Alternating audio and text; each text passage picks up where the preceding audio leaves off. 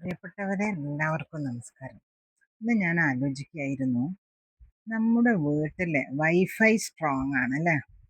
പക്ഷെ നമ്മുടെ ബന്ധങ്ങൾ സ്ട്രോങ് ആണ്. നമ്മൾ പലതരത്തിലുള്ള കണക്ടിവിറ്റി ഉണ്ട് അല്ലേ? നമുക്ക് വൈഫൈയിലൂടെ എന്തെല്ലാം കണക്ടിവിറ്റി ഉണ്ട്. ഫേസ്ബുക്ക്, അതുപോലെ ഇൻസ്റ്റഗ്രാം, അതേപോലെ വാട്സപ്പ്, ഇങ്ങനെ പല പല പല കണക്ടിവിറ്റിയിലൂടെയാണ് നമ്മൾ ജീവിക്കുന്നത്. അപ്പം നമ്മുടെ കുടുംബ ബന്ധങ്ങൾ എങ്ങനെയാ പോകുന്നതെന്ന് ആലോചിച്ച് നോക്കണം. മുൻപൊരു വീഡിയോയിൽ ഞാൻ ഇതേ സബ്ജക്റ്റ് പറഞ്ഞിരുന്നു, പക്ഷെ അത് വേറെ തലത്തിലായിരുന്നു. അപ്പം നമ്മൾ ഒരു ഒരു ക്ലിക്കിലൂടെ ലോകം നമുക്കൊപ്പം സഞ്ചരിക്കുകയാണ് അല്ലേ? ഒരു ക്ലിക്ക് മതി. പക്ഷെ വീട്ടിൽ നമ്മൾ ഒന്നിച്ചിരിക്കാറുണ്ടോ? ആലോചിച്ച് നോക്കുക. നമ്മൾ ഒന്നിച്ചെപ്പോഴെങ്കിലും ഇരിക്കാറുണ്ടോ? ഇപ്പം പഴയ പോലെ നമ്മുടെ കുടുംബങ്ങളിൽ സംസാരമോ കളിചിരിയോ ഒക്കെ ഉണ്ടോ?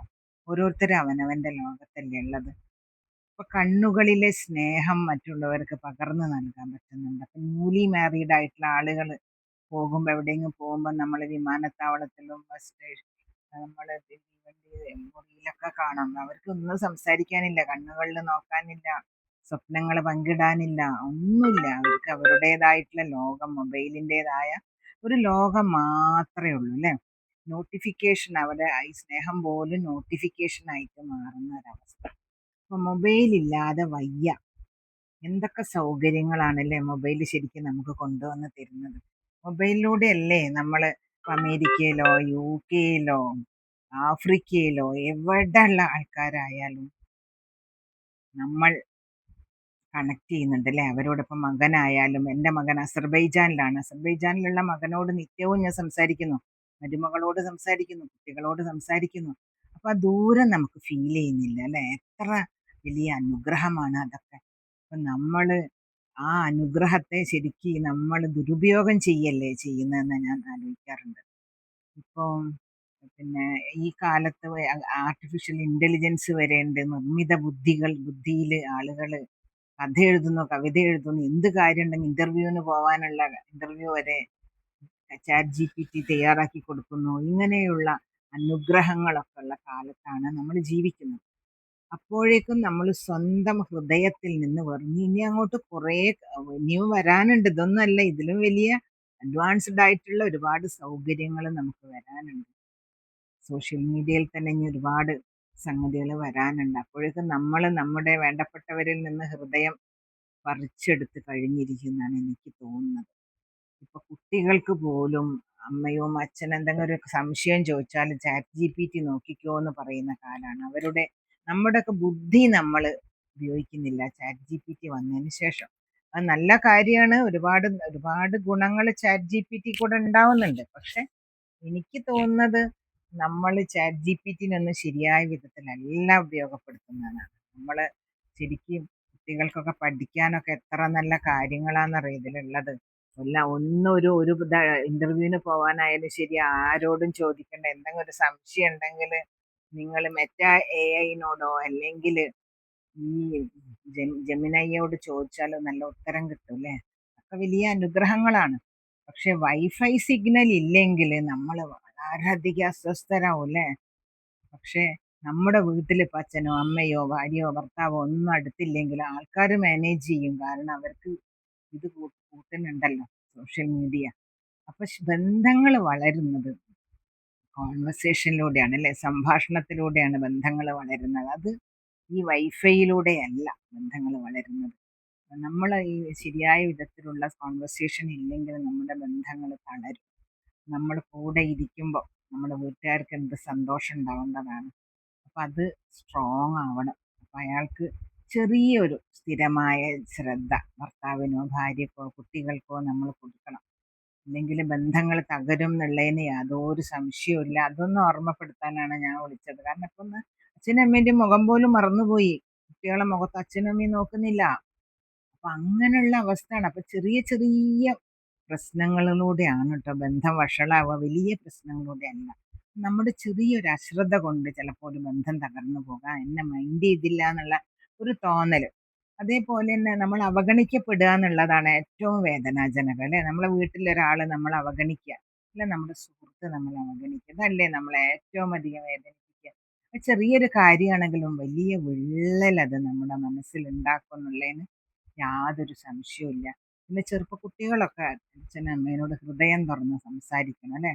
നമുക്കറിയില്ല അവരെ മനസ്സിൽ എന്താണെന്ന്. ചെറുപ്പം മുതലേ എല്ലാം തുറന്ന് പറയുകയാണെങ്കിൽ ജീവിതത്തിൽ ഉണ്ടാവുന്ന സങ്കടങ്ങളും അവരുടെ ഉയർച്ച താഴ്ചകളും എല്ലാം നമ്മൾ ആ വീട്ടുകാരോട് പറയണം. ഒന്നും മിണ്ടാതെ അങ്ങോട്ട് ഇറങ്ങിപ്പോകുന്നു, അതേപോലെ കയറി വരുന്നു, ഭക്ഷണം കഴിക്കാൻ മാത്രമുള്ള ഒരു ഇടത്താവളമായിട്ടാണ് ഇന്ന് പല ചെറുപ്പക്കാരും വീടിനെ കാണുന്നത്. ഭക്ഷണം കഴിക്കുന്നു, പോകുന്നു, ബാക്കി സമയം കട്ടിലിൽ പോയി ഇരുന്നിട്ട് മൊബൈലിൽ കളിക്കുന്നു.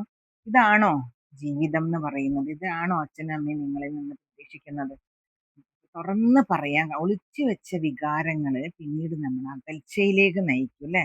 നമ്മളോടൊന്നും തുറന്ന് പറഞ്ഞിട്ടില്ലെങ്കിൽ പിന്നെ അത് തുറന്ന് പറയുമ്പോഴാ ഞാനൊന്നും അറിഞ്ഞില്ലല്ലോ എന്ന് വിചാരിക്കും. നമ്മൾ പരസ്പരം ബഹുമാനിക്കണം അല്ലെ? പരസ്പരം അംഗീകരിക്കാൻ നമുക്ക് കഴിയണം. അപ്പോഴാണ് ആ ബന്ധത്തിന് നല്ല കെട്ടുറപ്പുണ്ടാവുന്നത്. ഇപ്പൊ നമുക്ക് പല പല അഭിപ്രായങ്ങൾ പറയും, പക്ഷെ എല്ലാറ്റിനോടൊന്നും നമുക്ക് യോജിക്കാൻ പറ്റിയെന്ന് വരില്ല. പക്ഷെ നമ്മളത് കേൾക്കാൻ തയ്യാറാവുക എന്നുള്ളതാണ്. ഒരു ക്വാളിറ്റി ടൈം നമ്മുടെ മാതാപിതാക്കൾക്ക് ചെറുപ്പക്കാർ കൊടുക്കണം എന്നാണ് എനിക്ക് പറയാനുള്ളത്.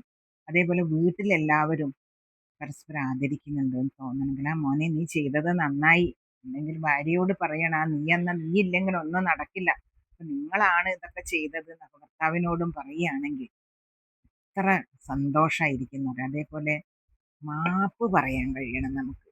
നമ്മളൊരു തെറ്റ് ചെയ്തെങ്കിൽ, ഞാനിപ്പോ ഒരു തെറ്റ് ചെയ്തെങ്കിൽ എനിക്കതിന് മാപ്പ് പറയാനുള്ള ഒരു ആർജവം ഉണ്ടാവണം. മാപ്പ് പറയുക പറഞ്ഞാല് മാപ്പ് പറയുമ്പോഴാണ് നമ്മൾ അത് ക്ഷമിക്കാനും പഠിക്കണം അല്ലെ? മാപ്പ് പറയാനും ക്ഷമിക്കാനും പഠിക്കുമ്പോഴാണ് മനുഷ്യനാവുന്നത്. ഈഗോയെ വെടിഞ്ഞിട്ട് വേണം ഒരു വീട്ടിൽ നമ്മൾ ജീവിക്കാൻ. അപ്പം പിന്നെ അതേപോലെ നമ്മൾ ഓരോന്ന് ഗസ് ചെയ്തുണ്ടാക്കും അല്ലെ? എനിക്കിപ്പോ ഒരു അനുഭവം എനിക്കുണ്ടായ ഒരു അനുഭവമാണ്. എൻ്റെ ഒരു അടുത്ത സുഹൃത്താണ്, ബാങ്കിലൊക്കെ ഉള്ള ഒരു അടുത്ത സുഹൃത്താണ്. അദ്ദേഹത്തിന്റെ മകന്റെ കല്യാണമാണ്. പക്ഷെ ഞാൻ അങ്ങോട്ട് കല്യാണം ഉണ്ട് എന്ന് അറിഞ്ഞപ്പോൾ ഞാൻ അങ്ങോട്ട് മെസ്സേജ് ചെയ്ത് ചോദിച്ചു, ആ മോന്റെ കല്യാണം ഉണ്ടല്ലേ എന്നൊക്കെ ചോദിച്ചാൽ, ആ ഉണ്ട്, നിങ്ങളൊക്കെ ഉണ്ടാവണം എന്നൊക്കെ എന്നോട് പറഞ്ഞു. പക്ഷെ എനിക്കൊരു ഇൻവിറ്റേഷൻ അയച്ചു. ഇൻവിറ്റേഷൻ എല്ലാവർക്കും അയക്കും പോലെ വാട്സപ്പിൽ എനിക്കൊരു ഇൻവിറ്റേഷൻ കിട്ടി. പക്ഷെ എനിക്ക് അതിന് ഞാൻ 2 ദിവസം കഴിഞ്ഞാൽ കല്യാണമാണ്. പക്ഷെ ഞാൻ വിചാരിക്കും എന്നോട് പറഞ്ഞില്ലല്ലോ. ഇത്ര അടുത്തൊരു സുഹൃത്തായിട്ട് ഞങ്ങളെ കുടുംബത്തിലെ എല്ലാ പ്രശ്നങ്ങളിലും കൂടെ ഉണ്ടായ ആള്, ബാങ്കിലും എന്ത് പ്രശ്നം ഉണ്ടെങ്കിലും എന്നെ സഹായിക്കുകയും കൂടെ നിൽക്കുകയും ചെയ്തൊരു നല്ല സുഹൃത്ത്. ആ സുഹൃത്ത് എന്നെ ഒന്ന് വിളിക്കാൻ ആരും ആയിട്ടല്ല, ഒരു ചെറിയ പരിഗണന എന്നോട് കാട്ടിയില്ലല്ലോ. എന്താണാവോ അങ്ങനെ ചെയ്തത്? എത്ര തിരക്കാണെങ്കിലും എത്ര ആളെ ക്ഷണിച്ചിട്ടുണ്ടാവും, എന്നെ മാത്രം എന്തേ ക്ഷണിച്ചില്ല? ഇന്ന് വിളിച്ചില്ല, വരണേ പറഞ്ഞിട്ട് ഒന്ന് വിളിച്ചില്ല, എന്തേ അങ്ങനെ ചെയ്തതെന്ന് ഞാൻ അങ്ങനെ ആലോചിക്കലും. ഞാൻ കല്യാണത്തിനൊക്കെ പോവാൻ ഒരുങ്ങി നിൽക്കുക കേട്ടോ, അവരെ പരിപാടിക്കൊക്കെ പോവാൻ ഞാൻ തയ്യാറായി നിൽക്കുക. പക്ഷെ എൻ്റെ മനസ്സിലൊരു നേരിയ വേദന. ഞാൻ വെറുതെ ഗസ് ചെയ്ത് കൂട്ടുകയാണ്. അപ്പൊ ഉണ്ട് ഈ മനുഷ്യൻ വിളിക്കുന്നു, നിങ്ങൾ വരണം കേട്ടോ, എന്തായാലും വരണേ, കല്യാണത്തിന് നിങ്ങളുണ്ട്. അപ്പൊ ഞാൻ പറഞ്ഞു, ഞാൻ അങ്ങനെയൊക്കെ വിചാരിച്ചു പോയി എൻ്റെ സുഹൃത്തെ, നിങ്ങൾ എന്നോട് ഇത്രയും എന്നെ വേണ്ടാതായി പോയോ എന്ന് ഞാൻ വിചാരിച്ചു പോയി. അപ്പൊ അതൊക്കെ നമ്മൾ ഇമാജിൻ ചെയ്യാണ് അല്ലെ? നമ്മൾ ജഡ്ജ് ചെയ്യുന്നതിന് പകരം നമ്മൾ അവരെ മനസ്സിലാക്കാൻ ശ്രമിക്കുക. ഞാൻ ആലോചിക്കായിരുന്നു, അയ്യോ ഞാൻ ഈ സുഹൃത്തിനെ എത്ര തെറ്റിദ്ധരിച്ചു, അങ്ങനെ ഞാൻ ചെയ്യാൻ പാടുണ്ടായിരുന്നോ? ഞാൻ ആലോചിച്ചു. ഞാൻ തന്നെ പറഞ്ഞ് അദ്ദേഹത്തിനോട്, അയ്യോ ഞാൻ അങ്ങനെ വിചാരിച്ചു പോയി എന്ന്.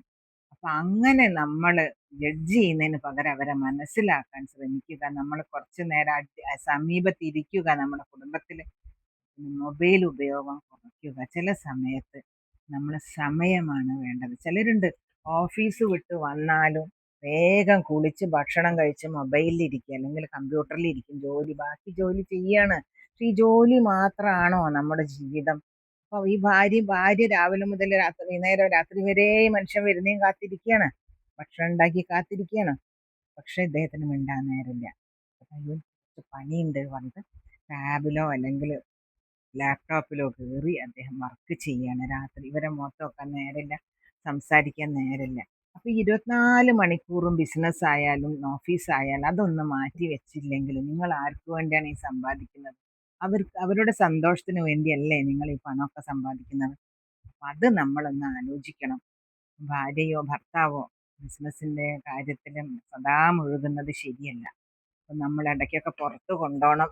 കുട്ടികളെയും ഭാര്യയെയും ഒക്കെ ഒന്ന് ഇടയ്ക്ക് പുറത്ത് കൊണ്ടുപോകണം, അവരെ സന്തോഷിപ്പിക്കണം. അതൊക്കെയാണ് ലൈഫ് അല്ലേ.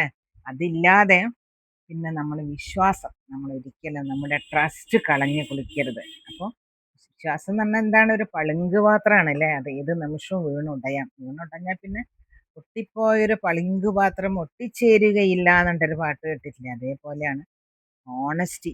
ഒരിക്കലും കളഞ്ഞു കുളിക്കരുത്. ഒരുമിച്ച് യാത്ര ചെയ്യുക, ഭക്ഷണം കഴിക്കുക, മൊബൈൽ താഴെ വെച്ചിട്ട് സ്ക്രീനില്ലാത്ത ഒരു സംഭാഷണം നിങ്ങൾക്കിടയിൽ ഉണ്ടാവട്ടെ. ഇവിടെയാണ് ബന്ധത്തിൻ്റെ വേരുകൾ എന്ന് പറഞ്ഞുകൊണ്ട് ഞാൻ എൻ്റെ വാക്കുകൾ അവസാനിപ്പിക്കുകയാണ്. പ്രിയപ്പെട്ടവരെ, നമസ്കാരം.